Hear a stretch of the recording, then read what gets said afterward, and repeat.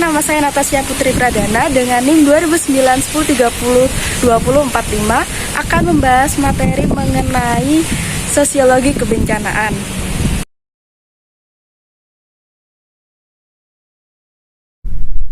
Pada mata kuliah Sosiologi Kebencanaan yang diampu oleh Bu Baik Pilih Handayani, Sos M Sosio, terdapat beberapa cakupan materi antara lain definisi bencana, macam-macam bencana, karakteristik dan ancaman bencana dan hidrometeorologi, dampak bencana, manajemen bencana, pandangan masyarakat mengenai bencana, siklus bencana, mitigasi penanggulangan bencana, modal sosial, dan kerentanan sosial perempuan dan analisa resiko bencana yang akan kita bahas pada video kali ini.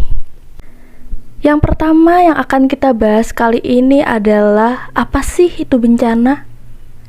Definisi bencana menurut Undang-Undang Nomor 24 Tahun 2007 tentang penanggulangan bencana menyebutkan definisi bencana sebagai berikut. Bencana merupakan peristiwa atau rangkaian peristiwa yang mengancam dan mengganggu kehidupan masyarakat yang disebabkan oleh faktor alam atau faktor non-alam maupun faktor manusia atau faktor sosial, sehingga dapat mengakibatkan timbulnya korban jiwa manusia, kerusakan lingkungan, kerugian harta benda, dan dampak psikologis. Yang selanjutnya adalah kejadian bencana. Kejadian bencana adalah peristiwa bencana yang terjadi dan dicatat berdasarkan tanggal kejadian, lokasi kejadian, jenis bencana, korban dan ataupun kerusakan. Jika terjadi bencana pada tanggal yang sama dan melanda lebih dari satu wilayah, maka dapat dihitung sebagai satu kejadian.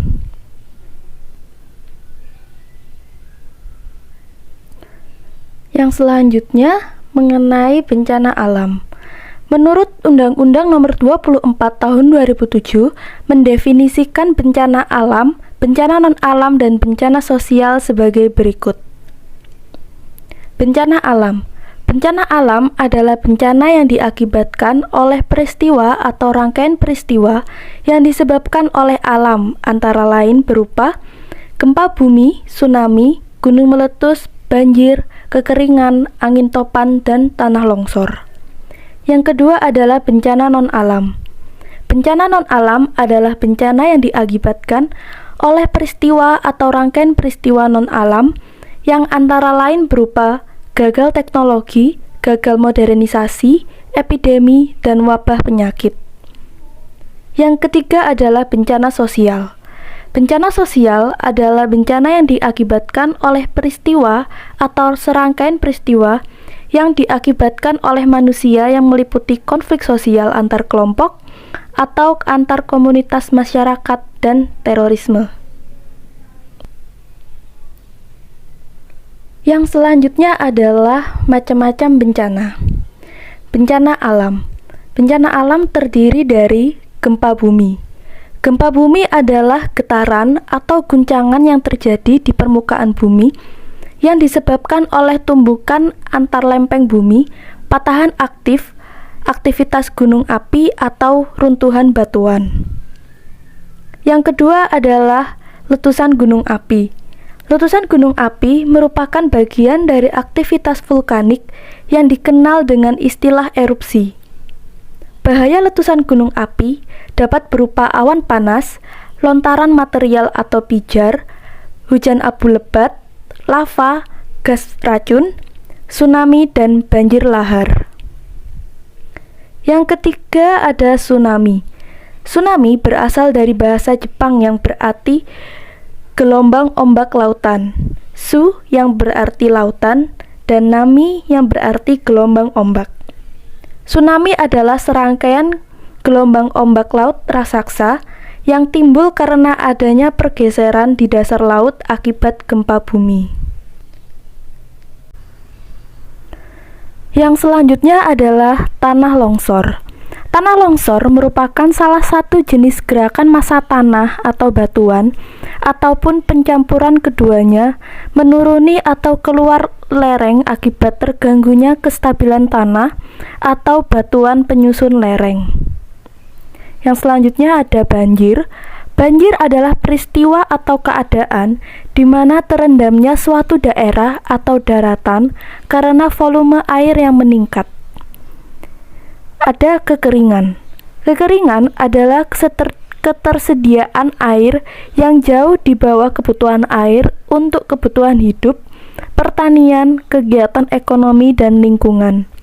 Adapun yang dimaksud kekeringan di bidang pertanian adalah kekeringan yang terjadi di lahan pertanian yang ada tanaman berupa padi, jagung, kedelai, dan lain-lain yang sedang dibudidayakan. Kebakaran hutan.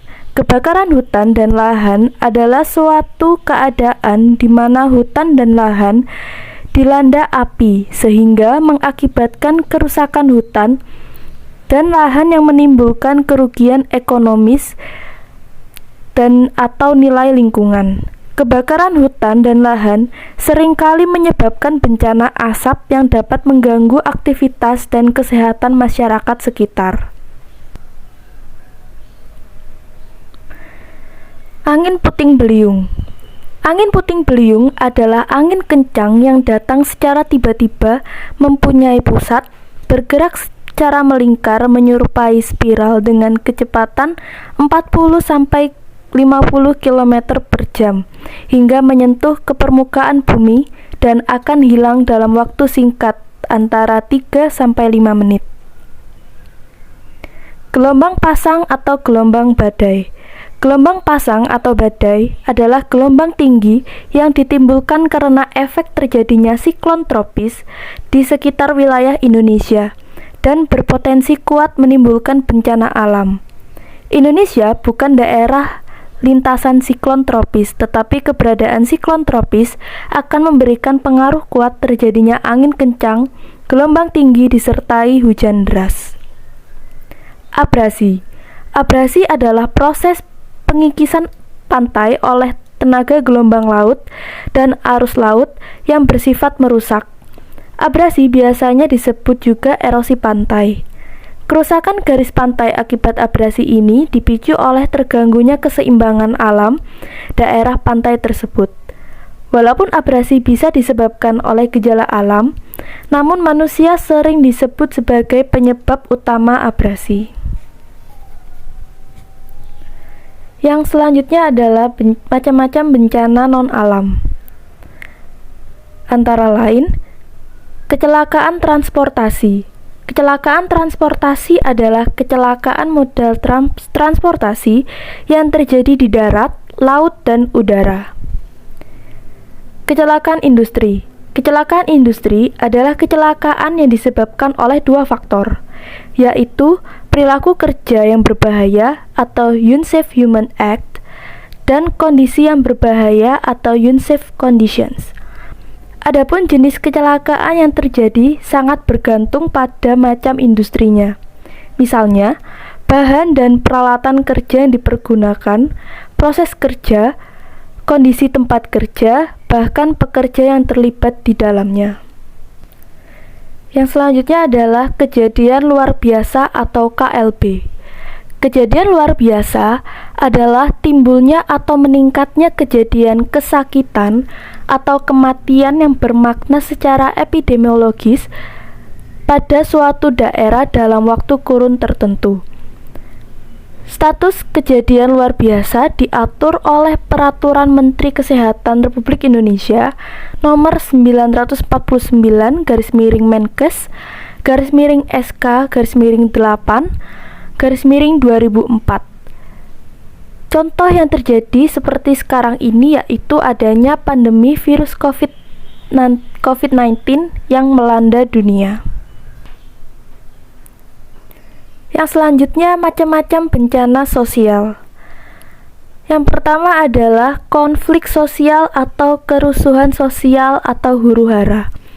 Konflik sosial atau kerusuhan sosial huru-hara adalah suatu gerakan massal yang bersifat merusak tatanan dan tata tertib sosial yang ada, yang dipicu oleh kecemburuan sosial, budaya, dan ekonomi, yang biasanya dikemas sebagai pertentangan antar suku, agama, ras, atau sara. Yang selanjutnya adalah aksi teror. Aksi teror adalah aksi yang dilakukan oleh setiap orang yang dengan sengaja menggunakan kekerasan atau ancaman kekerasan, sehingga menimbulkan suasana teror atau rasa takut terhadap orang secara meluas atau menimbulkan korban yang bersifat massal, dengan cara merampas kemerdekaan, sehingga mengakibatkan hilangnya nyawa dan harta benda, mengakibatkan kerusakan atau kehancuran terhadap objek-objek vital yang strategis atau lingkungan hidup atau fasilitas publik internasional. Yang selanjutnya ada sabotase. Sabotase adalah tindakan yang dilakukan untuk melemahkan musuh melalui subversi, penghambatan, pengacauan, dan atau penghancuran. Dalam perang, istilah ini digunakan untuk mendeskripsikan aktivitas individu atau kelompok yang tidak berhubungan dengan militer, tetapi dengan spionase. Sabotase dapat dilakukan terhadap beberapa struktur penting seperti infrastruktur, struktur ekonomi, dan lain-lain. Yang selanjutnya akan kita bahas adalah mengenai karakteristik dan ancaman bencana geologi dan hidrometeorologi di Indonesia. Yang pertama ada geologi. Indonesia merupakan daerah pertemuan 3 lempeng besar dunia, yaitu lempeng Indo-Australia, lempeng Eurasia, dan lempeng Pasifik. Lempeng Indo-Australia bertumbukan dengan lempeng Eurasia di lepas pantai Sumatera, Jawa, dan Nusa Tenggara. Sedangkan lempeng Pasifik bertumbukan dengan lempeng Eurasia di bagian utara Papua dan Maluku. Kondisi tersebut menyebabkan Indonesia rentan terhadap gempa bumi, tsunami, letusan gunung api, dan jenis bencana geologi lainnya. Yang selanjutnya adalah ancaman bahaya gempa bumi yang tersebar di hampir seluruh wilayah kepulauan Indonesia, baik dalam skala kecil hingga skala besar yang merusak. Wilayah yang rawan bencana gempa bumi di Indonesia tersebar mulai dari Provinsi Aceh, Sumatera Utara, Sumatera Barat, Bengkulu, Lampung, Jawa Barat, Daerah Istimewa Yogyakarta, Jawa Tengah, Jawa Timur, Bali, Nusa Tenggara, Pulau Sulawesi, Kepulauan Maluku, Maluku Utara, dan wilayah Papua.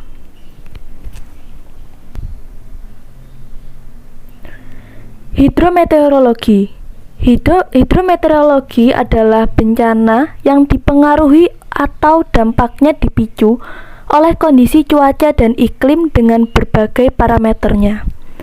Contohnya, peningkatan curah hujan, suhu ekstrim, cuaca ekstrim seperti hujan lebat yang disertai angin kencang, serta kilat atau petir, dan lain sebagainya. Sebagai negara tropis yang memiliki 2 musim, Indonesia rentan terjadi sejumlah bencana. Bahkan, pada awal tahun 2021 ini, Indonesia sudah diguncang dengan berbagai bencana yang menimbulkan korban jiwa. Bencana hidrometeorologi yang kerap terjadi di Indonesia antara lain banjir, tanah longsor, kekeringan, angin puting beliung, gelombang tinggi. Selain itu, fenomena cuaca juga kerap kali terjadi di Indonesia, di antaranya El Nino atau La Nina, Dipole Mode, Indonesian SST, dan Asian Australian Monsoon.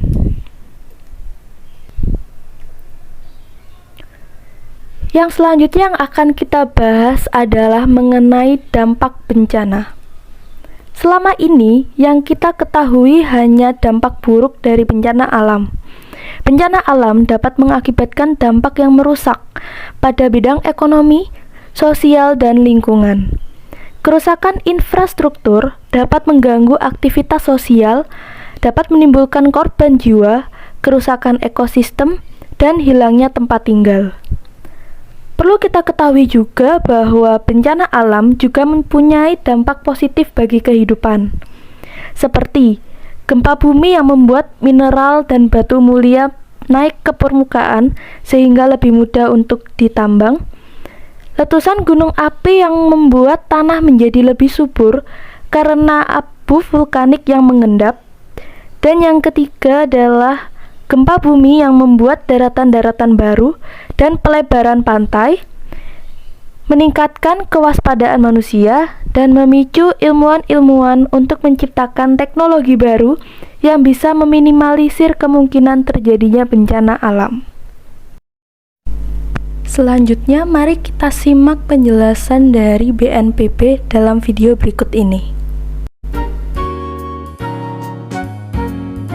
Setiap bencana umumnya memiliki pola atau siklus berulang, yang pada dasarnya terbagi menjadi 3 tahap, yaitu pra-bencana, saat bencana, dan pasca bencana. Penanggulangan bencana pada tahap pra-bencana terbagi menjadi 2, yakni 1. Pencegahan dan mitigasi, dan yang kedua, kesiapsiagaan. Tindakan pencegahan yang tergolong mitigasi pasif antara lain penyusunan peraturan perundang-undangan, pembuatan peta rawan bencana, dan pemetaan masalah, pembuatan pedoman atau standar atau prosedur, pembuatan brosur atau leaflet atau poster, serta penelitian atau pengkajian karakteristik bencana. Sedangkan yang tergolong tindakan pencegahan mitigasi aktif antara lain pembuatan dan penempatan tanda-tanda peringatan seperti tanda bahaya, tanda larangan memasuki daerah rawan bencana, dan sebagainya. Pengawasan terhadap pelaksanaan berbagai peraturan yang berkaitan dengan pencegahan bencana. Pelatihan dasar kebencanaan bagi aparat dan masyarakat. Pemindahan penduduk dari daerah yang rawan bencana ke daerah yang lebih aman. Kemudian, apa saja kegiatan yang termasuk dalam upaya kesiapsiagaan? Kegiatan kesiapsiagaan antara lain terdiri dari pengaktifan pos-pos siaga bencana, pelatihan gladi atau simulasi, inventarisasi dan mobilisasi sumber daya, penyiapan sistem informasi dan komunikasi yang cepat dan terpadu, penyiapan dan pemasangan instrumen sistem peringatan dini. Dengan mitigasi dan kesiapsiagaan, resiko bencana dapat dihindarkan serta dapat diminimalkan.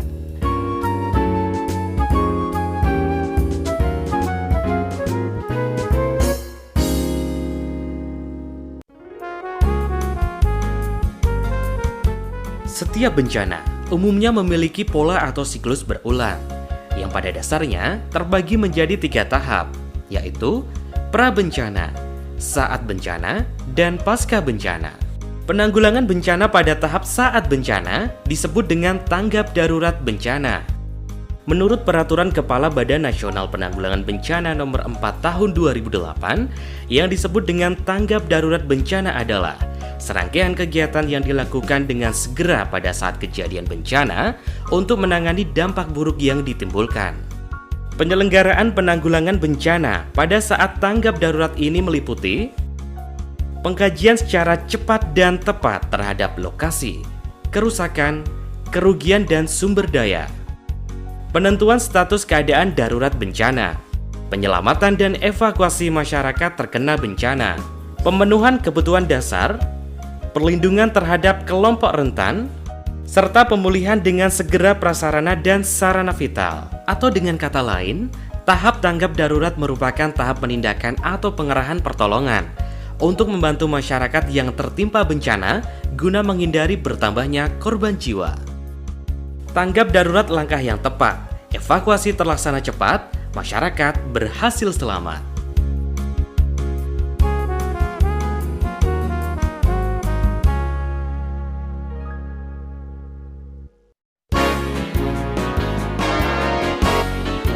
Setiap bencana umumnya memiliki pola atau siklus berulang, yang pada dasarnya terbagi menjadi 3 tahap, yaitu pra-bencana, saat bencana, dan pasca bencana.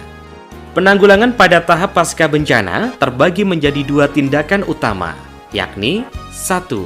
Rehabilitasi, dan yang kedua, rekonstruksi. Sasaran utama rehabilitasi adalah untuk mengembalikan kondisi daerah yang terkena bencana yang serba tidak menentu ke kondisi normal yang lebih baik, agar kehidupan dan penghidupan masyarakat dapat berjalan kembali.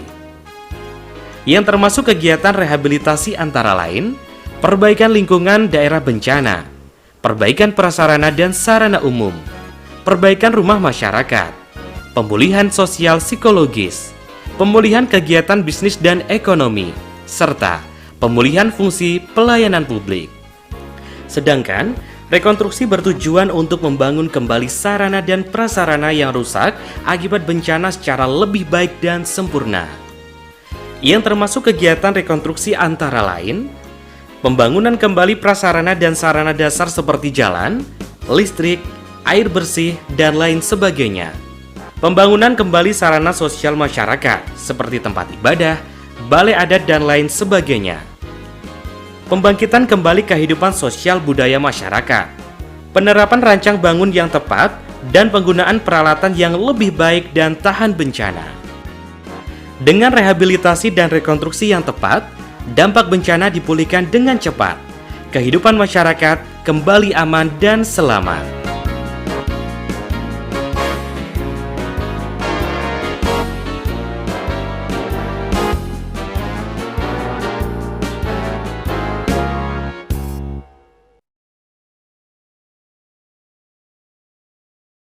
Yang selanjutnya kita akan membahas mengenai manajemen bencana. Pengertian manajemen bencana. Manajemen bencana adalah serangkaian kegiatan yang terdiri dari aspek perencanaan, penanggulangan, hingga tindakan pasca bencana. Kegiatan ini meliputi usaha pencegahan dan mitigasi, kesiapsiagaan, tanggap darurat, dan pemulihan. Tujuan diadakannya manajemen kebencanaan ini adalah untuk mengurangi kerugian dan resiko yang akan terjadi, serta mempercepat proses pemulihan pasca bencana. Pelaksanaan manajemen terdiri dari 2 tahap, yakni sebelum terjadi bencana dan sesudah terjadi bencana. Kegiatan yang dilakukan sebelum terjadi bencana meliputi pencegahan, mitigasi, dan kesiapsiagaan. Sebaliknya, kegiatan pasca bencana meliputi tanggap darurat, rekonstruksi, dan rehabilitasi. Manfaat manajemen bencana. Seperti yang kita ketahui, Indonesia sering mengalami bencana alam.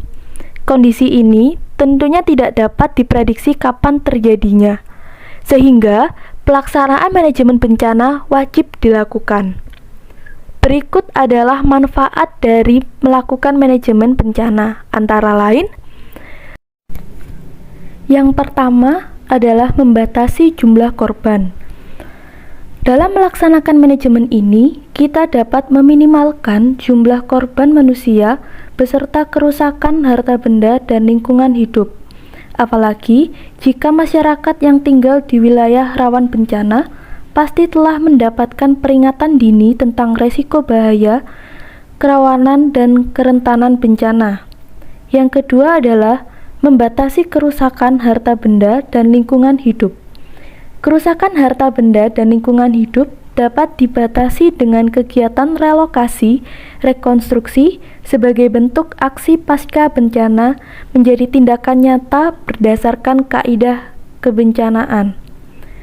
Yang ketiga adalah mengembalikan kondisi ekonomi sosial masyarakat, yaitu dengan cara mengembalikan fungsi fasilitas umum sesegera mungkin dengan tujuan agar masyarakat dapat kembali melakukan aktivitas dengan normal.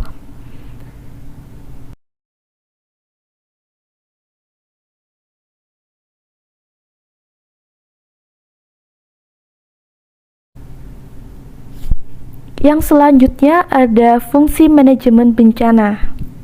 Yang pertama, fungsi manajemen bencana sebagai tindakan pencegahan. Manajemen kebencanaan merupakan langkah preventif atau usaha pencegahan agar bencana alam dapat diminimalkan, yaitu dengan melakukan tindakan pencegahan berupa larangan pembakaran hutan untuk membuka lahan baru, larangan untuk menambang batu di daerah curam, dan larangan membuang sampah di sungai. Yang kedua, fungsi manajemen bencana sebagai usaha pemulihan. Fungsi terakhir manajemen kebencanaan adalah sebagai upaya pemulihan. Masa-masa pasca bencana juga sangat penting untuk diperhatikan. Melalui manajemen ini, diharapkan tindakan untuk memulihkan dan memfungsikan kembali lingkungan hidup dan masyarakat pasca bencana dapat kembali dengan normal. Selanjutnya kita akan membahas mengenai pandangan masyarakat mengenai bencana. Yang pertama ada konvensional. Pandangan konvensional melihat bencana sebagai sebuah takdir atau murni atas kehendak alam. Pada tahap ini, masyarakat melihat bencana sebagai sebuah musibah atau kecelakaan, tidak dapat diprediksi, tidak dapat dihindari, dan tidak dapat dikendalikan. Sehingga, masyarakat dipandang sebagai korban dan layak menerima bantuan dari pihak luar. Yang kedua ada ilmu pengetahuan alam. Pandangan ini menganggap semua bencana merupakan peristiwa alamiah, tidak menganggap manusia sebagai penyebab bencana. Dalam hal ini, pemahaman masyarakat terhadap bencana merupakan unsur lingkungan fisik yang membahayakan kehidupan manusia dan dianggap sebagai kekuatan alam yang terjadinya luar biasa. Dalam pandangan ini, masyarakat menganggap bahwa semua bencana merupakan proses geofisika, geologi, dan hidrometeorologi. Yang ketiga adalah ilmu terapan. Menurut pandangan ini, masyarakat melihat bencana berdasarkan pada besarnya ketahanan atau tingkat kerusakan akibat bencana. Pandangan ini dilatar belakangi oleh ilmu-ilmu teknik sipil, bangunan, konstruksi, sehingga pandangan ilmu terapan ini lebih terfokus pada upaya untuk meningkatkan kekuatan fisik, struktur bangunan untuk memperkecil kerusakan. Yang keempat ada progresif. Pandangan ini menganggap bahwa bencana adalah sebagian dari yang biasa dan selalu terjadi dalam proses pembangunan dan merupakan masalah yang tidak pernah berhenti dalam perjalanan pembangunan. Oleh karena itu, dituntut kesadaran pemerintah dan masyarakat untuk mengenali bencana dan selalu memperhitungkan dan memperkirakan dalam pembangunan. Yang kelima adalah ilmu sosial. Pandangan ini memfokuskan pada sisi manusianya, mengenai bagaimana sikap dan kesiapan masyarakat dalam menghadapi bahaya. Ancaman bahaya merupakan fenomena alam, akan tetapi bahaya itu tidak akan berubah menjadi bencana jika masyarakat selalu siap dan tanggap. Besarnya bencana tergantung pada perbedaan tingkat kerentanan masyarakat dalam menghadapi bencana atau ancaman bencana. Yang keenam, ada holistik. Pendekatan ini menekankan pada adanya bahaya, kerentanan dan resiko, serta kemampuan masyarakat dalam menghadapi bahaya dan resiko. Gejala alam dapat menjadi bahaya jika manusia merasa terancam dan harta bendanya juga. Bahaya jika bertemu dengan kerentanan dan ketidakmampuan masyarakat akan menjadi resiko bencana. Resiko bencana akan berubah menjadi bencana jika ada pemicu kejadian.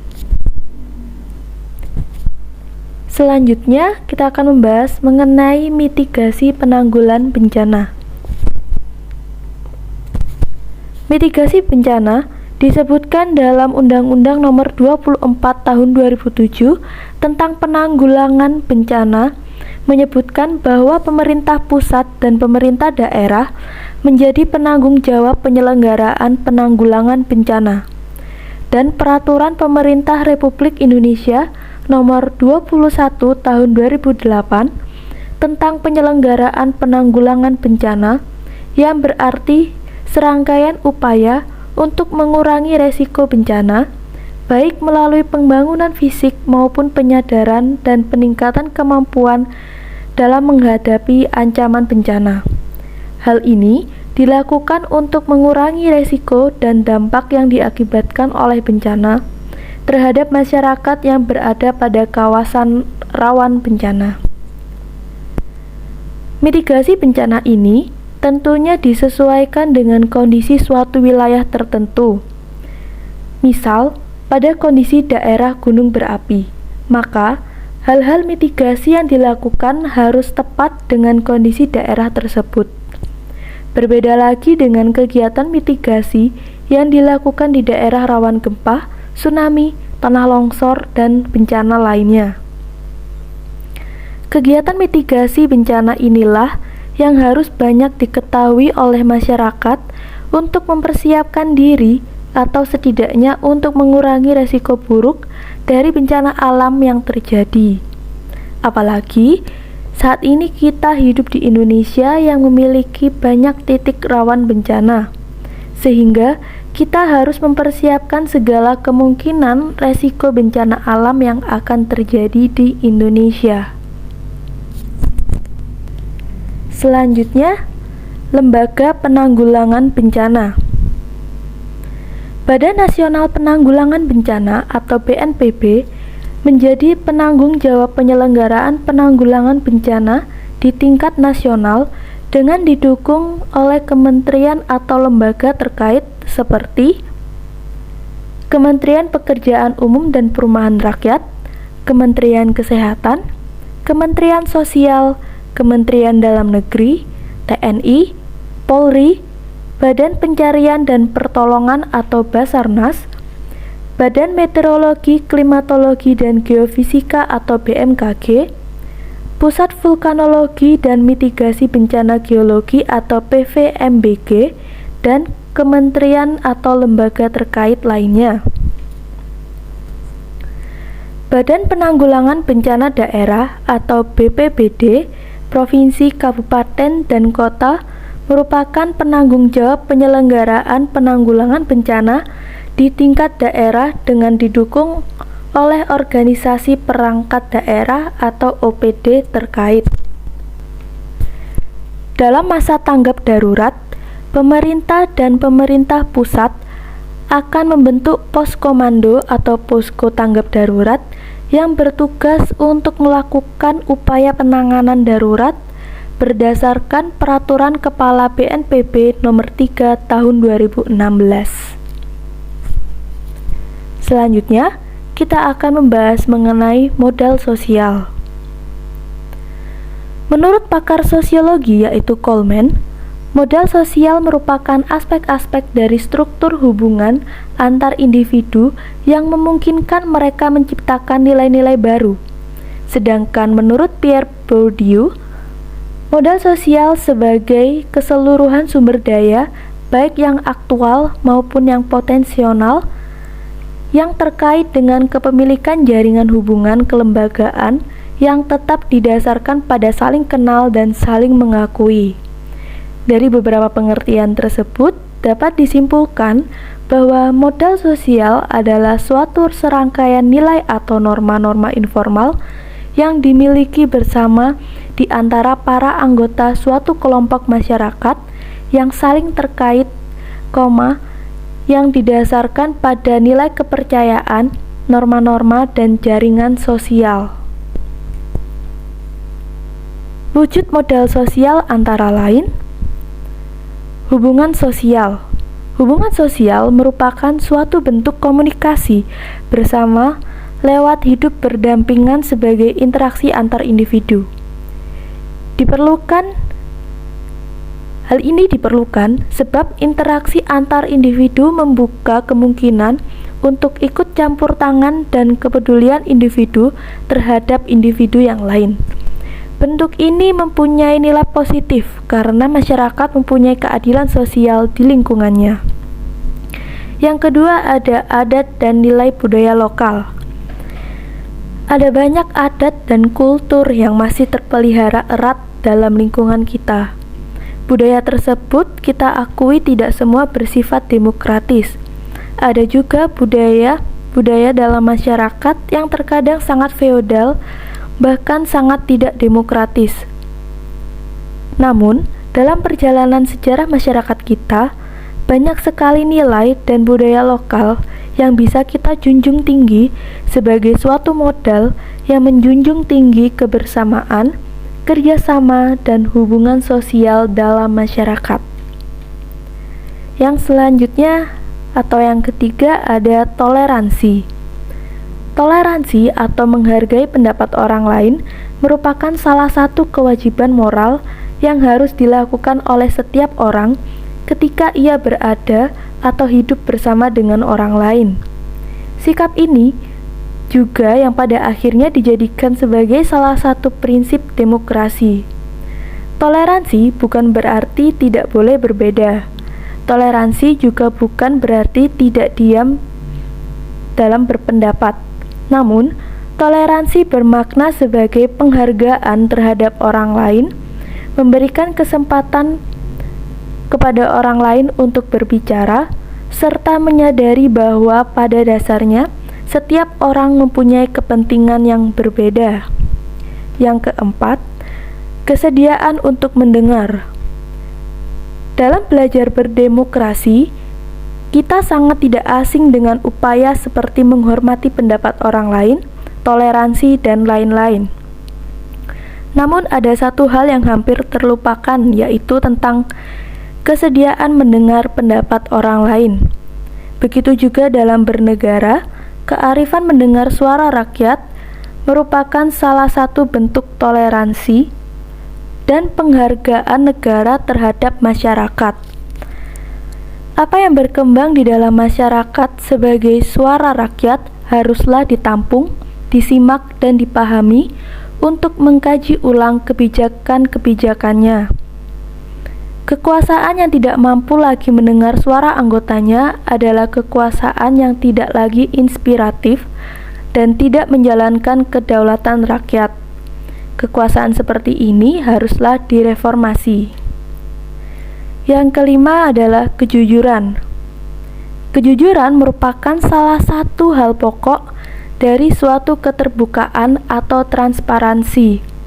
Dalam masyarakat, hal ini sudah ada, dan ini sangat mendukung perkembangan masyarakat ke arah yang lebih demokratis. Karena sistem sosial seperti inilah yang akan mensuramkan titik-titik korupsi dan manipulasi di kalangan masyarakat adat sendiri. Yang keenam adalah kearifan lokal dan pengetahuan lokal. Kearifan lokal dan pengetahuan lokal merupakan pengetahuan yang berkembang dalam masyarakat sebagai pendukung nilai-nilai yang ada dalam masyarakat. Penghargaan terhadap nilai lokal ini memunculkan kebersamaan antar anggota masyarakat yang akan diturunkan kepada generasi berikutnya. Yang ketujuh adalah jaringan sosial dan kepemimpinan sosial. Jaringan sosial terbentuk berdasarkan kepentingan atau ketertarikan individu secara prinsip atau pemikiran. Sementara itu, kepemimpinan sosial terbentuk dari kesamaan visi, hubungan personal, atau keagamaan. Seluruh kepemimpinan sosial muncul dari proses demokrasi. Dalam demokrasi yang dominan adalah adu konsep rasional dan gagasan terhadap suatu kemajuan. Yang kedelapan adalah kepercayaan. Kepercayaan merupakan hubungan sosial yang dibangun atas dasar rasa percaya dan rasa memiliki bersama. Yang kesembilan, kebersamaan dan kesetiaan. Perasaan ikut memiliki dan perasaan menjadi bagian dari sebuah komunitas. Tanggung jawab sosial. Tanggung jawab sosial merupakan rasa empati masyarakat terhadap perkembangan lingkungan masyarakat dan berusaha untuk selalu meningkatkan ke arah kemajuan. Yang selanjutnya adalah partisipasi masyarakat. Partisipasi masyarakat merupakan kesadaran dalam diri seseorang untuk ikut terlibat dalam berbagai hal yang berkaitan dengan diri dan lingkungannya. Yang selanjutnya adalah kemandirian. Keikutsertaan masyarakat dalam setiap pengambilan keputusan yang ada dalam masyarakat dan keterlibatan mereka dalam institusi yang ada di lingkungannya sebagai rasa empati dan rasa kebersamaan yang mereka miliki bersama.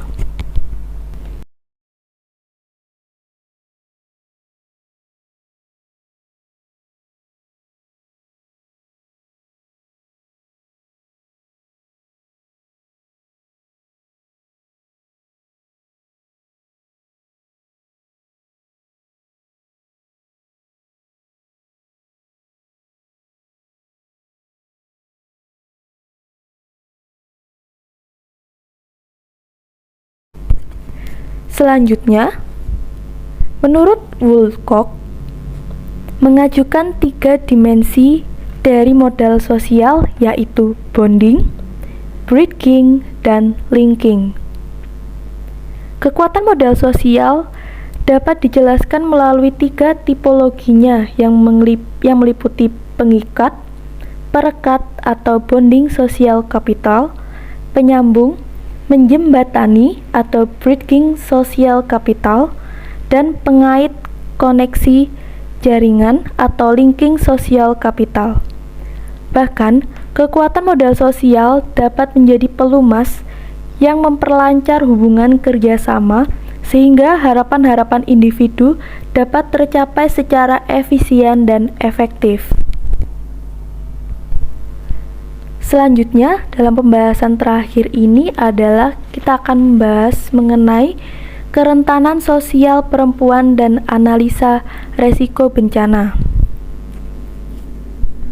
Mengapa perempuan lebih rentan?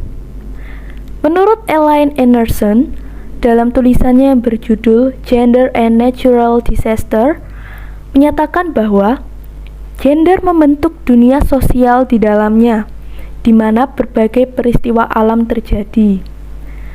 Perempuan dibuat menjadi lebih rentan terhadap bencana melalui peran sosial yang mereka bangun. Perempuan memiliki lebih sedikit akses ke sumber daya, misalnya jaringan sosial dan pengaruh, transportasi, informasi, keterampilan, termasuk di dalamnya melek huruf, kontrol sumber daya alam dan ekonomi, mobilitas individu, jaminan tempat tinggal dan pekerjaan, bebas dari kekerasan, dan memegang kendali atas pengambilan keputusan. Padahal, itu semua penting dalam kesiapsiagaan bencana, mitigasi, dan rehabilitasi. Sifat bencana dapat meningkatkan kerentanan perempuan. Tak terkecuali adanya gejala peningkatan perempuan sebagai kepala rumah tangga dan kenyataan bahwa mayoritas penghuni tempat perlindungan sementara adalah kaum perempuan. Terdapat beberapa kajian yang menunjukkan adanya suatu peningkatan kekerasan dalam rumah tangga dan kekerasan atau pelecehan seksual setelah kejadian bencana alam. Yang tak kalah pentingnya yaitu kesehatan kaum perempuan, khususnya kesehatan reproduksi dan kesehatan seksual, yang sedari awal harus dikenali sebagai komponen kunci dalam upaya pemberian bantuan atau pertolongan setelah bencana. Bagaimanapun juga, perhatian kepada mereka tidaklah cukup, dan kesehatan perempuan mengalami penderitaan yang tidak sebanding dengan hasilnya.